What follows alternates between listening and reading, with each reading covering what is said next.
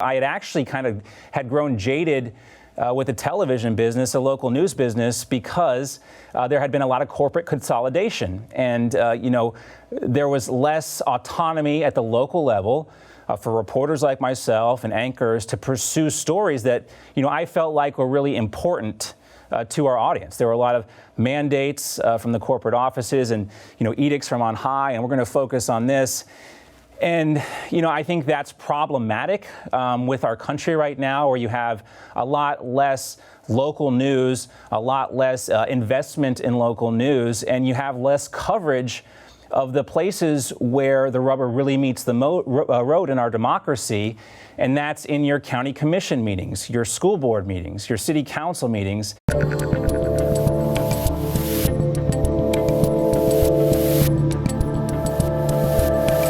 I'm Dave Rubin, and joining me today is the host of John Bachman Now on Newsmax. John Bachman, welcome to the Rubin Report. Dave, great to be with you. I felt that I had to do that a little more as a news anchor because I'm with a news anchor. Did that seem right to you? Well, I appreciate it because, when I have you on my show, I always try to do the reverse and try to be more Dave Rubin-esque, more free-flowing. Maybe I should just unbutton the top collar for this, right? Let's unbutton the tie, for God's sake. We're on YouTube, right? Maybe I'll unbutton the jacket and we can relax a little bit, right? Let's do it. Let's settle in. Calm down. If you want to unfurl the hair a little bit, whatever you want to do, you're okay here. Listen, I am glad to have you on. I feel like you're the right guy to have on sort of just a little bit before inauguration. We are in a seriously weird time. And as I often tell my audience, I just have this short list of people that are even remotely sane right now. And I kind of put you on that list. For the people that have no idea who you are, just give me a little bit of the John Bachman story, and then we'll talk about the news of the day. Well, I imagine that's most of your audience. I'm kind of new to this internet thing. I'm a traditional TV news anchor type. I worked for about 20 years in local news. Started as an intern at WAGA Fox 5 in Atlanta. And then went to Augusta, Georgia, the CBS affiliate there, WADA, and then moved down to West Palm Beach, Florida, because I wanted to be kind of on the political fault lines of American politics. And of course, West Palm Beach County was one of those areas where you have, a pretty diverse political population. And it turned out to be everything I expected and more. I come to Newsmax from that perspective. I had actually had grown jaded with the television business, the local news business, because there had been a lot of corporate consolidation. And, there was less autonomy at the local level for reporters like myself and anchors to pursue stories that, I felt like were really important to our audience. There were a lot of mandates from the corporate offices and, edicts from on high, and we're going to focus on this. And, I think that's problematic with our country right now, where you have a lot less local news, a lot less investment in local news, and you have less coverage of the places where the rubber really meets the road in our democracy. And that's in your county commission meetings, your school board meetings, your city council meetings. And we're seeing this right now, I think, Dave, with the vaccine rollout, where you had a very successful Operation Warp Speed on the federal level. And then when those resources, whether it's vaccines or money from FEMA, when they get down on the local level, you really see a breakdown in the ability to execute these types of national plans.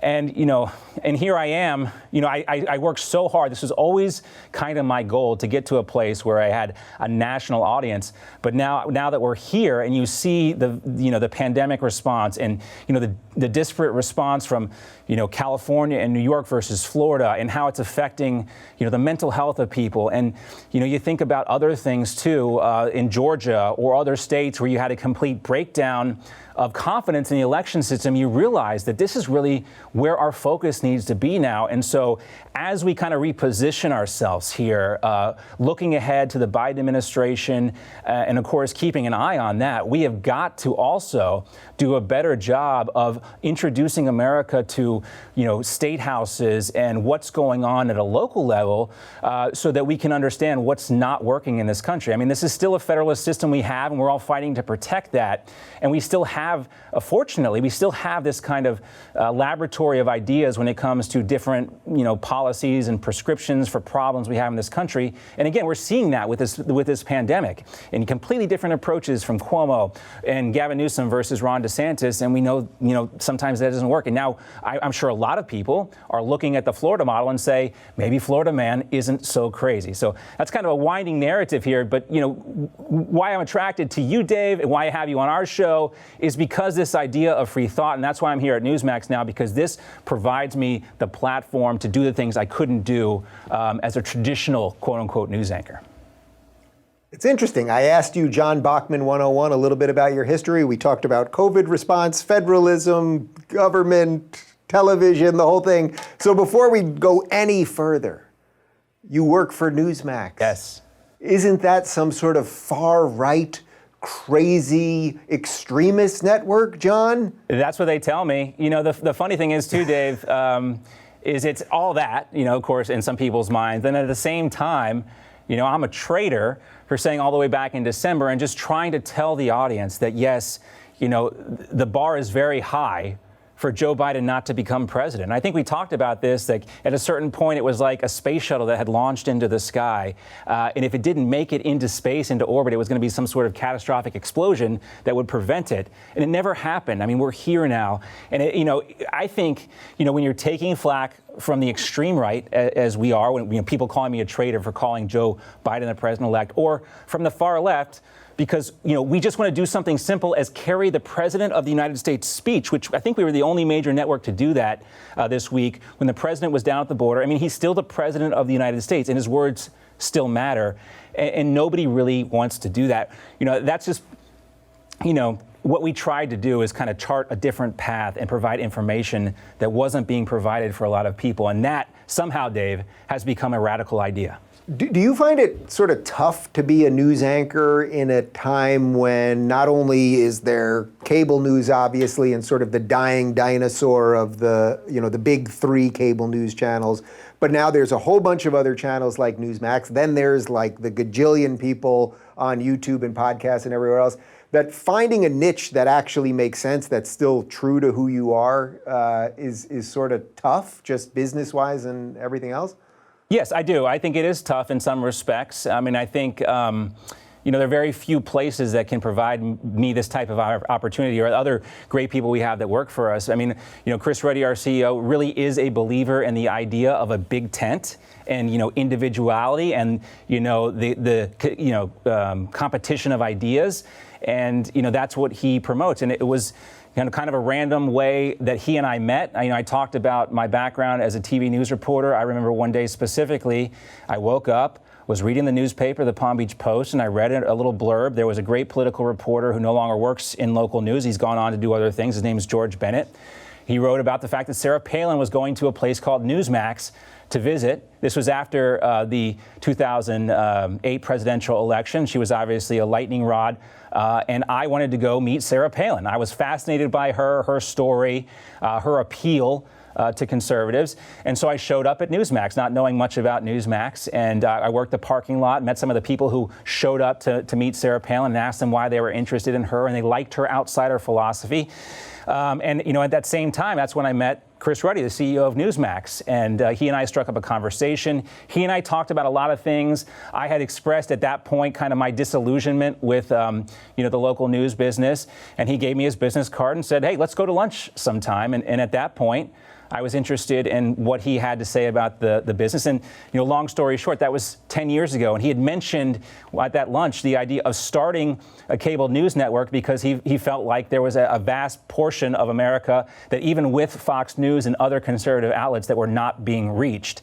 And so, here we are all these years later to have this opportunity to be on your show, to have this, new audience find us as an alternative and a complement to the spectrum of conservative media that's available is just really humbling.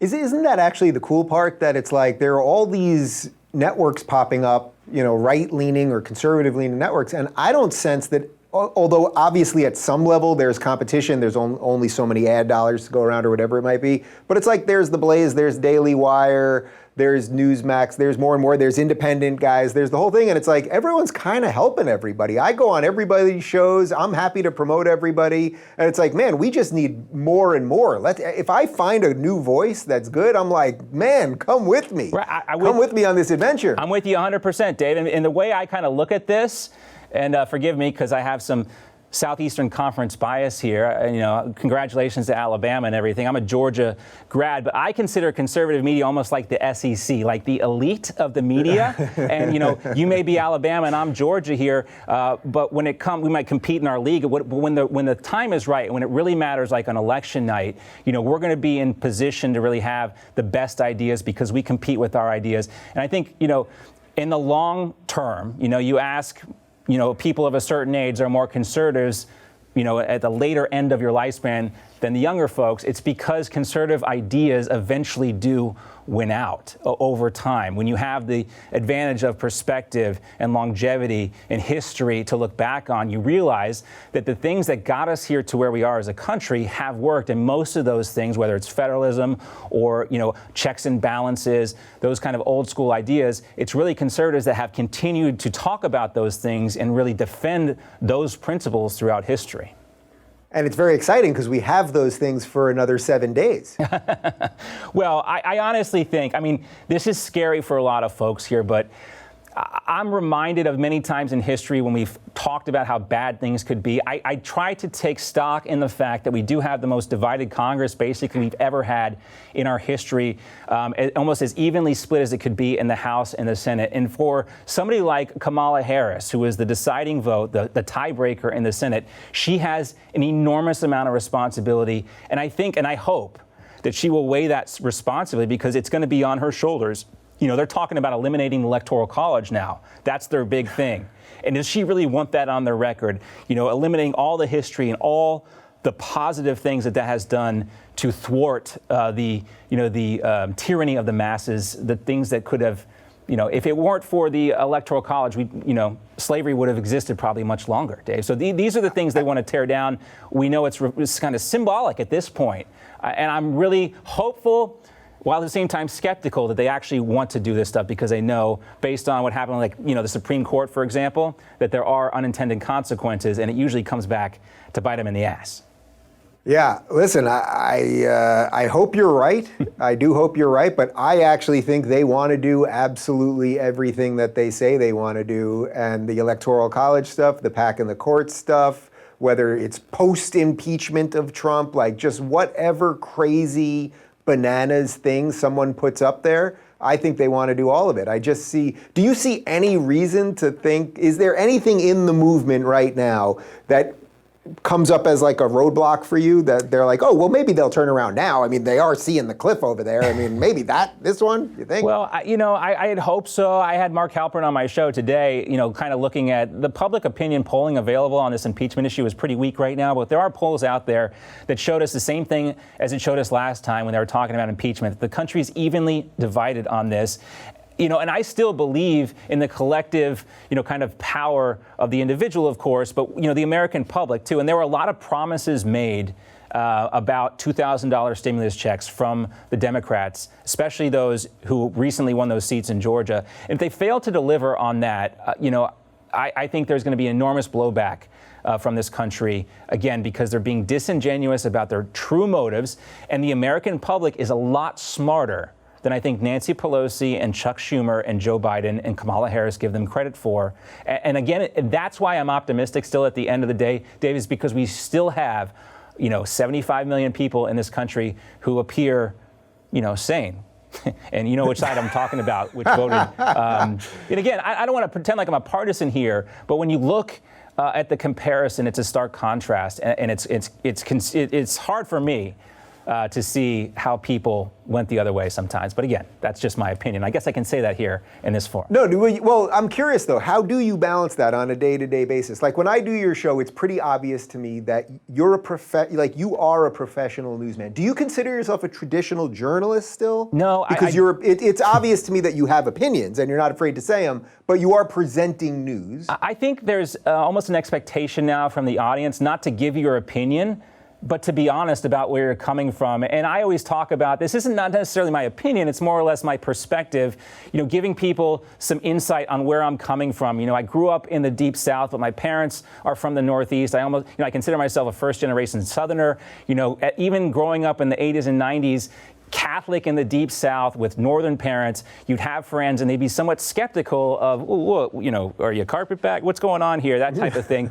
But again, it's a diverse kind of background to have and a different way of thinking at things. And that's kind of just always shaped my perspectives. But, people expect you to kind of be honest with them where you're coming from on these things. So I like to say I do two things here. I'm going to lay out the facts for you, and then I'm going to tell you why, specifically, we chose those set of facts, because I have a limited time for my show, so there are only so many facts I can provide in there, and there are other news outlets that focus on other facts, but these are the facts that I think are the most important facts, and those facts come, based on my history, where I grew up, what I believe, the books I'm reading, the movies I'm watching. And so I do try to give the audience insight on those things so they have kind of perspective on where my perspective is coming from. And that, I talk about this with my college journalism professor all the time, David Hazinski, who used to work at NBC News. He is admittedly a liberal, and we argue about politics all the time. But when it comes to the practice of journalism, the rules are still the same at the end of the day. Trust your sources, give attribution to where your information comes from. Only choose sources that are really trustworthy. Tell people the truth, what has happened. And don't speculate too much, and you stay within those lines. It's not hard. It is hard. It's difficult, but you can do both, Dave. Give people the facts. Be honest with them about what's going to happen. Don't be afraid to call him the president-elect when you know it's going to upset the audience, because they might be upset with you for a day or two, and some people might change the channel. But come January 20th, when I was honest with the audience about what, historically and constitutionally the limits were for what actually were going to happen, and that Linwood might not be right. Long term, when you are right, they gravitate back towards you and they respect you for being honest with them. And that's what you're able to do with your audience. That is what I hope the internet still provides. You're still on YouTube. Thank God for that. I think you're about to cross 1.5 million followers on YouTube, and YouTube would be nuts to take that platform away from you, because it would really upset or piss off, I can say, 1.5 million people. So, just like I have faith in the overall population of the country, I have faith in those 1.5 million people who follow you on YouTube, and that they would pick up the phone or do something to force YouTube to make sure that you still have this platform. Yeah, I hope you're right. I'm usually the optimist on these interviews when I bring on people who give me like, the whole world's going to hell in a handbasket. But you're giving me the optimist approach here. Do you think it's kind of funny when, like CNN, for example, like none of their anchors, not that they ever really do interviews, but that if they did an interview, I don't think that Wolf Blitzer or Don Lemon or Jake Tapper or Brian Stelter or whatever the other made-up names are, pretend humans, I don't think that they would admit the biases that you just admit there. I think they would say, no, we're calling balls and strikes, and it is what it is. Even Chris Cuomo, the biggest clown in cable news, I think he would say, no, I'm not a Democrat or a Republican. I'm not left or right. I'm a newsman. Well, and it's that sort of fraudulent nonsense that people can't stand. My kind of test for a news anchor, I like to ask them, how much time did you spend out on the street as a reporter? How many doors did you knock on? How many pairs of shoes did you ruin stepping in things you shouldn't step in because, you're a reporter and maybe you shouldn't have been there? I think like that's kind of what's missing a lot of times from our news anchors is they haven't talked to enough regular people. The emphasis in this business is on get to the top as fast as you can, young and, shiny objects, that type of thing. But I agree with you. Not that Wolf Blitzer is one of those guys, is that they would tell you with a straight face that they are giving you the facts. And maybe that's what they believe because they're in that sphere. But I think the thing that's really hurting the media industry today is that it's hard for Chris Cuomo to go out and have a dinner with his family and be a normal person, or go to a grocery store and buy groceries without being accosted. And I don't agree with a lot of what Chris Cuomo says. I don't know if you saw that exchange with him and Don Lemon. Don Lemon doesn't have a law degree, but Don Lemon schooled him the other night on, free speech. It was kind of interesting to see. But, I worry not just about, our celebrity news people or our celebrity lawmakers. I worry about people being able to have real live, interactions with humans and really find out from the guy at the deli or the shoe shine guy or the guy that cuts your hair how their life is impacted. And these news anchors, most of them don't really live normal lives. In Chris Cuomo's defense, he did leave the house when he had COVID to get into the fight with the bicyclist at his $20 million mansion in the Hamptons. So hey, it's not that he's not getting out there. Come on now. Yes, it's good work if you can get it. It is. You mentioned you're a child of the 80s and 90s. One of the reasons I like doing your show is you get all of my references. If I make a Total Recall reference or a Naked Gun reference on your show, you actually understand it. I can talk about Cobra Kai on your show and you get it. Yes. When I make those references on Fox Daytime, sometimes they don't get it. They kind of nod, but I know they don't get it. Give me your best 80s action movie. I'm really flipping the script on you right now. Well, I'm going to go Top Gun. I know almost every single word from that movie. I saw it 7 times in the theater in the 1980s. 7 times in the theater? Yeah, I wanted to be a Top Gun pilot afterwards until I found out that you have to be very smart, a lot smarter than you have to be a news anchor to be a pilot. But yeah, it's a great movie, and it was one of those things, and since we're on YouTube, I'll tell this joke, and hopefully I won't get in trouble for saying this, but, I remember sitting in the movie theater with my dad, my best friend Gil, and his dad. We all 4 of us, and Gil had 2 brothers, so we were there as well. And I was with my dad, and there's that scene, when they're in the bathroom or then the bar, right? And they're talking about, the list is long and distinguished, right, Kazansky? And he goes, yeah, well, so is my Johnson. And I leaned over to my dad and I said, Dad, what's a Johnson? And he just laughed. You can make that sort of comment on YouTube. Look how free you are right now. You've never been happier than you are this very moment. But I say that though because it was like a simpler time, and I think nowadays, in context, it was just a movie, right? But nowadays, your parent might get arrested for bringing their kid to a movie and being exposed to something like that. There's just so much judgment, and so a lot of times they make this stuff a lot more provocative than it is by trying to crack down on it. Yeah, well, the outrage thing. I mean, it's like that's got to be a tough part for you. I mean, one of the things, I'm doing this daily direct to camera, telling people what I think about the world thing now. And one of the things that I really try to do, I only do about 3 stories a day because I don't want people to feel like they're in that hamster thing all the time.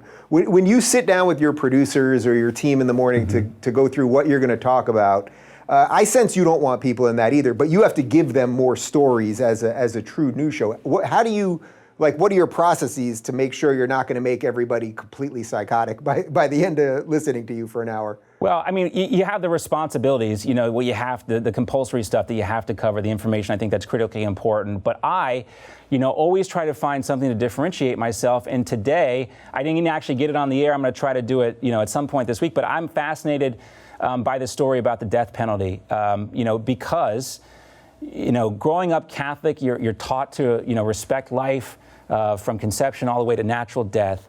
But, over time, as a libertarian-leaning thinker, kind of, pursuer of information, you read stories about the death penalty and how many times people are released from death row because DNA has cleared their names. And we have this new case now, or not a new case, it's an old case, but the execution has been stayed this week of this woman.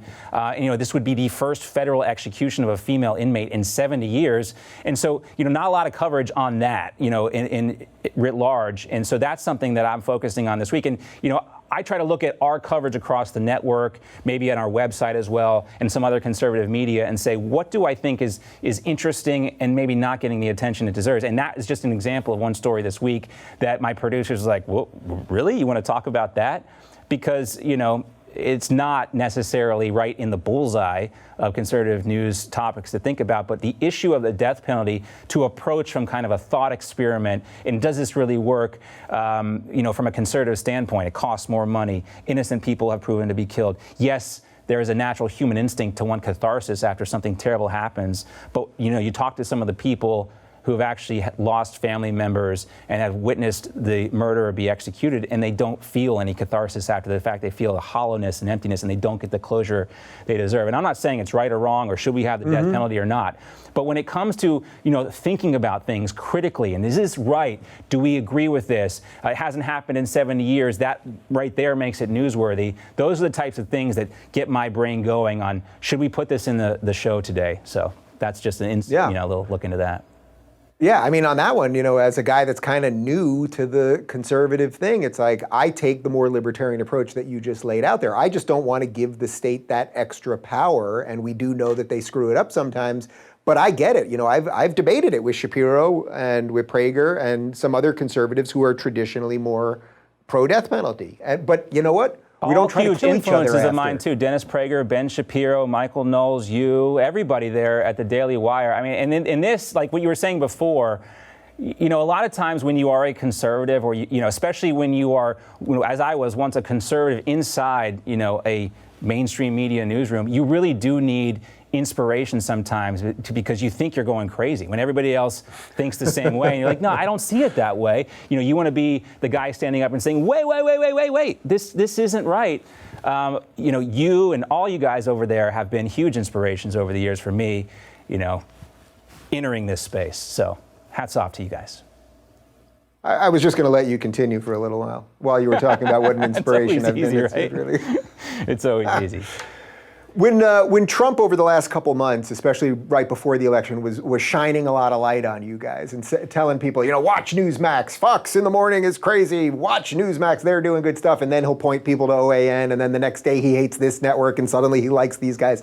How sort of aware is everybody that Trump's watching now, and we better, I don't know, act accordingly, ignore it, what? Oh, everyone's very aware, obviously, and sometimes it's just kind of strange knowing that they have us on at the White House, and that again, something you say might actually matter inside that building, and that again, there are times I just can't believe that's actually the case. Now, that said, we do try to make sure that we do not become Trump TV. That's not the objective here at Newsmax.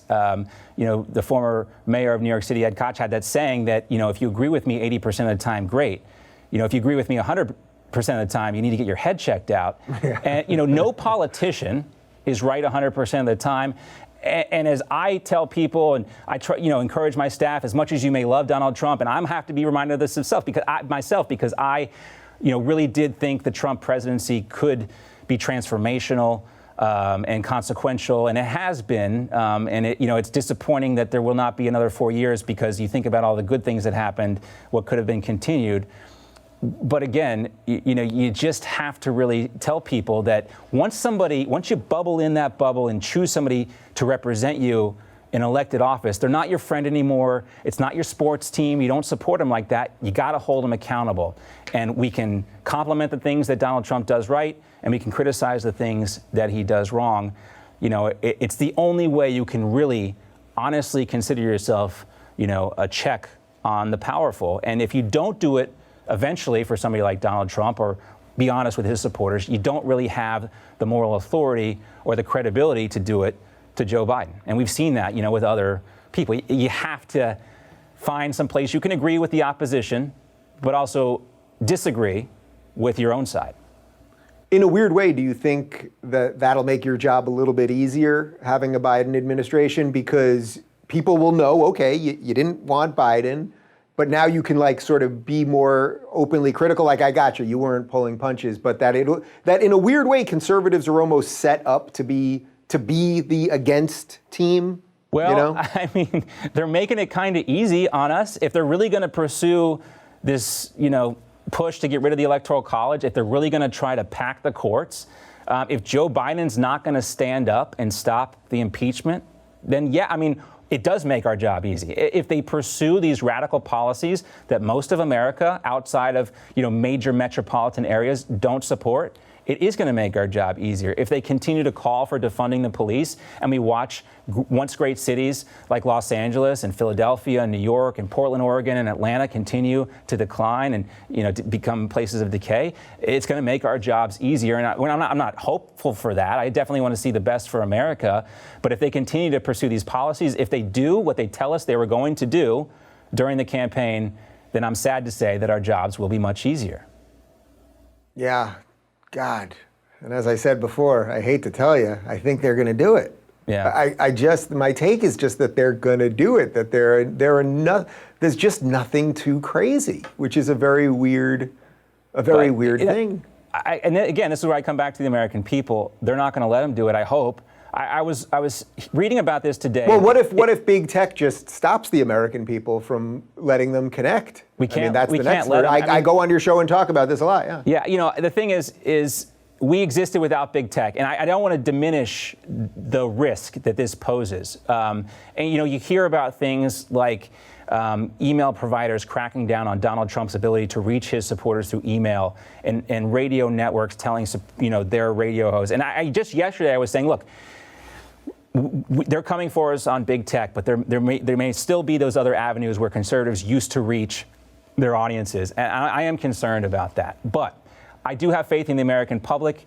In Bartow County, Georgia today, I was reading about local elections officials there and the county commissioners there, and they're doing a recount, a hand recount of all the ballots there from the Georgia Senate runoffs.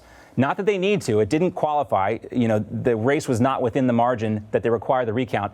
But what they're doing is they're using this as an opportunity to build confidence and show the people who want to participate that it was a legitimate process, complete transparency, and they're also using it to train people how to be poll watchers and how to process the ballots next time around.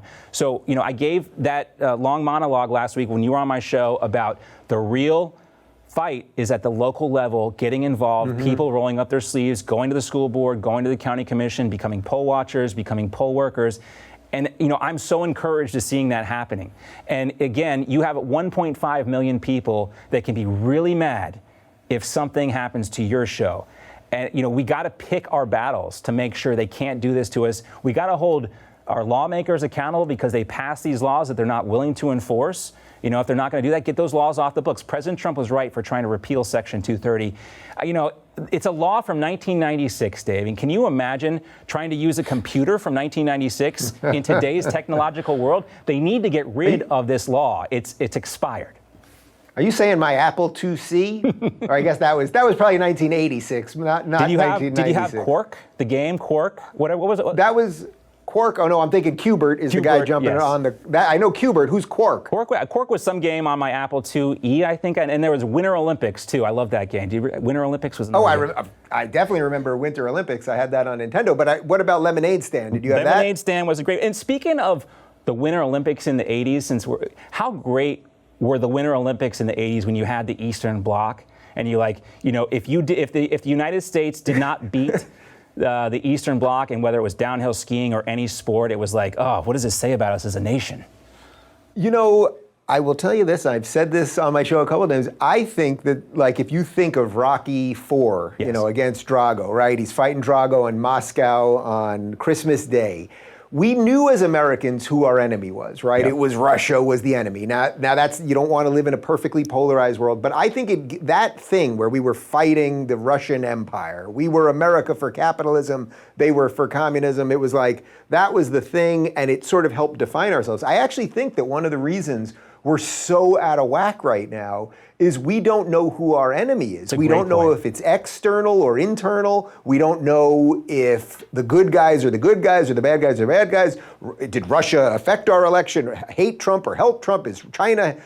None of it makes sense. So people often define themselves by what they're against, and we don't know what we're against right now. I know, and you think about that movie, you think about Red Dawn, or you think about, there was this movie called Ruskies, remember that one? About all the people that used to defect, and this is another thing about, sports, is, people from Cuba or Russia or Eastern European countries that used to defect to the United States because we all believed this was the best place for freedom, and now it feels like only half of this country believes that this is a place you should actually defect to if you're an athlete. But if you're, an immigrant, they want to open up the door and let everybody in. And it's just so strange to hear that. It's a little odd that nobody leaves America, although I think that may be changing kind of soon, right? I mean, if it was as bad for all of these years as they'd said, you'd think somebody would leave. The only people who leave are the rich guys who put the money in the Cayman Islands and disappear to the Galapagos Islands. That's right. They've got someplace else to go. And, the people, I love this list of people who, I'm leaving if Donald Trump wins. Of course, they never left. Love it or leave it really is it. And this is where I wish more Americans, actually would travel around the world and appreciate how great it is to live in this country still to this day, how much better we have it than anywhere else. I mean, we talk about big tech cramping down on us, and, I was just really repulsed to see a Chinese communist newspaper saying, oh, look what's happening in America. It's dangerous to crack down on free speech. I mean, they're signaling to their population that America, the idea of America and freedom and liberty, life, liberty, and the pursuit of happiness isn't real. And the fact that doesn't get more coverage, or you don't have a universal response from this country. In fact, you have some news outlets actually unwillingly, or not unwillingly, but unknowingly taking money from the Chinese Communist Party and, propagating their propaganda without knowing it. You would think, to your point, that there would be more awareness about how dangerous the enemy is, and that's China. Yeah, well, as a sports guy, it's like, you watch the NBA, which I didn't watch. I literally, for the first time in my life, did not watch 1 minute of one game this entire season. I'm in LA. The Lakers won the championship, from what I understand, but I did not watch 1 minute of it.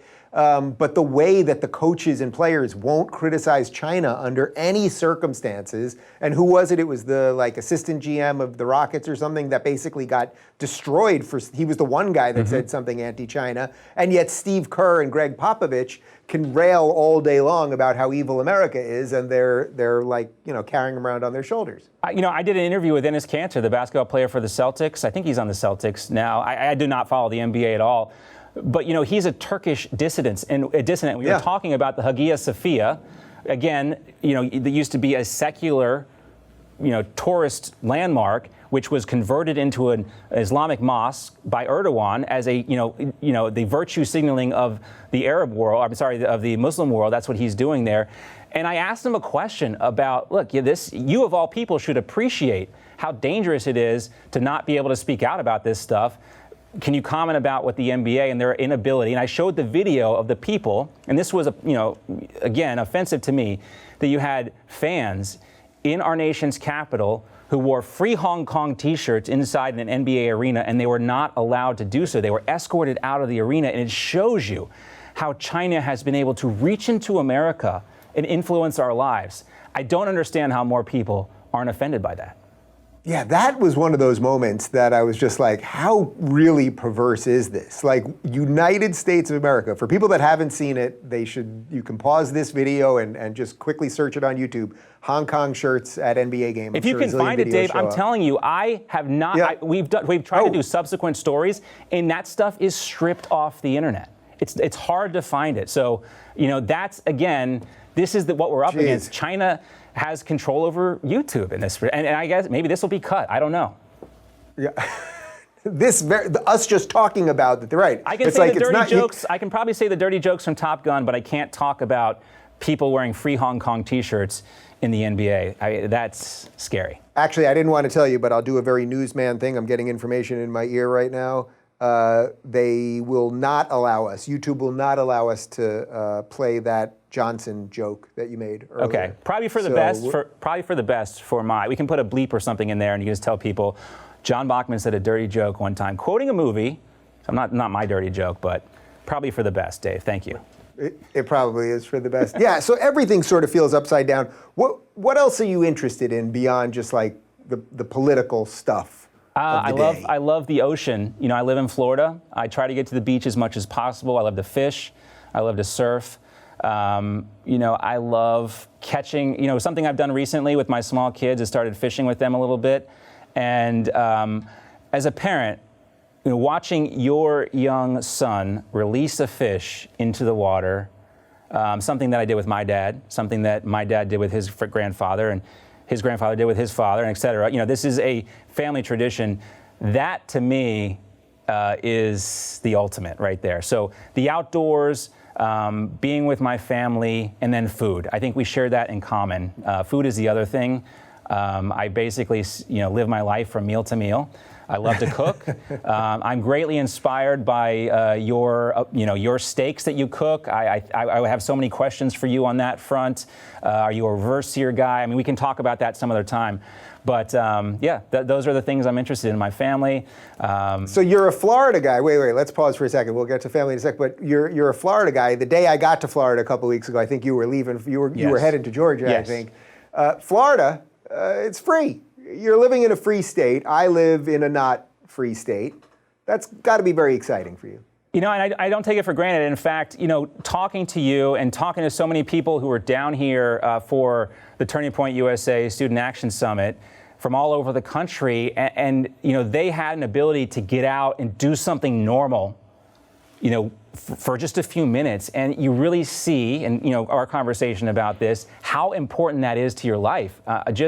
There is a almost human right to sit down at a table and break bread with someone you love, or a friend, or a business colleague, something like that. Have somebody bring you the food, pay a little bit more money for it, and then they take it away, and you don't have to clean it up. I mean, it's a beautiful thing. It is a beautiful thing, and I'll never take it for granted. Considering that Governor Ron DeSantis made the very strong and bold decision to keep this state open, and he is, a hero, to a lot of people for doing that, because mentally, Florida seems to be the most sane place in the country right now, if you can believe it. Would you have ever thought that the state that was known for Florida Man, people wrestling alligators with cigars in their mouths while saving the dog, very impressive guy, by the way, who should probably get into politics, that Florida would go from, that to like having the governor that, pretty much every sane person now wants to be the president? Well, I think a lot of people underestimate Florida Man. He gets a bad rap, obviously, for all the criminality. But, I mean, there is something called a Florida cracker. I've always loved Florida, for the record. Well, there's something called a Florida cracker, right? And it's not a derogatory term. It's a term for a cowboy. Florida actually has one of the oldest and largest continually operating cattle herds in the country, if you can believe it. They use whips. But these are the old Florida pioneer prospectors. It is a real hardy type, and they are very useful. And I think that is kind of the underlying spirit of Florida. You have a lot of diversity, obviously, and that breeds competition of ideas. You got strong family values because of all the Latino influence down here as well. And Florida has kind of reached a maturation point, going from a retirement state to now really a fully functioning state. And I think that's what you're seeing reflected here. And don't knock Florida Man. There's a lot of great Florida men out here listen, you saw my tweets. I was like, I hadn't been that happy in a long time. I mean, the state was open. People were smiling. Everyone I see here is in a mask. Not that I see anyone, because everything's closed anyway. I walk my dog. People pull their dogs across the other way. The dogs are starting. I'm not kidding you. The dogs are starting to go crazy here. Well, the dogs because they can't be around other dogs. Dogs can pick up on human behavior, and they know. I mean, I think that's an excellent point. If your owner is freaking out, the dog's going to be freaking out too. So I'm sure that's a real thing. I always say, there's no bad dogs, there's just bad people, True. Right? Like, it's like every time I'm walking the dog and then someone pulls the dog, oh, he's not friendly. I'm like, well, it's not really the dog, as true. You just yanked the dog and like freaking choked it and everything else. Do you sense that if we get through inauguration that the rest of the states will start opening? Even Andrew Cuomo has now started hinting that he might open New York. Basically, I mean, he's not really admitting it, but it's a basic, complete admission that his policies have been awful. Yeah, I mean, I think Democrats like Andrew Cuomo are learning the limitations of their ability to outsource the blame to the federal government. Because, I've started to take a closer look at this, and Operation Warp Speed is a miracle. The fact that, less than a year after we have a completely new virus, you can have a vaccine. But when you get down to the local level, the rollout of the vaccines has been disastrous. And Andrew Cuomo is now trying to cover for that. He wanted to make it available to frontline workers. Frontline workers didn't want it. And so they had doses of the vaccine going bad outside of the freezer. And now I think he's just flailing to save himself. And he can't blame Joe Biden a week from now. So, he's got to do something, and his state is dying. And I would hope, for your sake and for everybody out there in California, that Gavin Newsom sees the writing on the wall and follows suit. I think you were the first guy. Was it you that were the first guy to ask me if I was going to run for governor? I think so. And I joked about it on your show. I think so. And then You must have tweeted something that gave me that idea because I'm pulling for you to come over here, Dave, and hang out with us. I literally joked about it on Twitter. Then you asked me about it on your show. Next thing you know, I'm in Florida, and everybody, everywhere, and they asked me about it on Fox. And yes, I think my future would be much happier in Florida than as the governor of California. I think that's probably fair to say. Yeah, we need guys like you not in politics, right? Because if you're in politics and you can't comment on politics, we need, and everything. For some reason, people always ask me if I'm going to run for office, and I'm like, absolutely not. It's a Sherman-esque answer. I would never, ever run for office. I like criticizing office holders too much. Yeah, exactly. Well, hey, listen, Trump ran for office and criticized it. So, I don't think we should ever. Trump is like, one of a kind, and for all he has done to change the Republican Party, for anyone who tries to recreate that, I think it's going to be just a fool's errand because he's a one of a kind historical figure. And it's going to take a long time, I think, for any of us to really understand what we just experienced over the last 4 years. John Bachman, I feel I should give you one more opportunity to make an 80s reference. Favorite comedy, somewhere between 85 and 95. How about that? There's a very obvious answer to me. Ghostbusters? Does that count? Well, Goonies? I suppose it. Is that in that time range? But Goonies not in terms of funny. You don't think Goonies is funny? No, Goonies is funny. There's some funny moments, but that's not pure funny. Ghostbusters. Spaceballs? Ghostbusters is funnier. Spaceballs could be in there. To me, I think I mentioned it earlier. Naked Gun to me is it's perfection. It's Leslie Nielsen perfection. It's Airplane at its peak, basically. But interesting, Goonies. Yes, I remember Goonies. I just recently watched Goonies with my kids over the holiday break, and I remember going to see Goonies with my grandmother in the movie theater, and she did not like Goonies. And after watching it with my kids, I realized maybe this shouldn't be PG. Different. There were some sex jokes in there too from the movies back in the '80s. And what's PG now? I don't know if that would fly. But anyway, I think it was cooler back then. You had a better relationship with your parents. They could explain things to you, and you didn't have stuff. I really worry about the kids today because they're just bombarded with stuff on the internet. It's hard for them to avoid the things we were able to avoid as kids. It's hard for them to maintain their innocence. Bachman, I hope you enjoyed loosening the tie. Go all the way down, yeah. And speaking freely on the interweb. I will see you soon, I assume, on your show, and eventually I will grill a steak for you in Florida. Ooh. I will sear the hell of a steak for you. What's your Florida. cut, by the way? What's your preferred cut of steak, Dave? I've been loving these tomahawks lately, just like the Fred Flintstone style tomahawk. I did like a 4-pound one the other day. Now, I know that in California, technically, you're not allowed to have people at your house, and I don't want to say too much, but let's just say it was, people ate it. I don't want to get into the numbers in case Gavin's watching, but man, it was just perfection. We'll just say it like this. None of it was wasted, right? And they can appreciate that, hopefully. Dave, I appreciate it. Thanks so much. John Bachman, the host of John Bachman Now on Newsmax.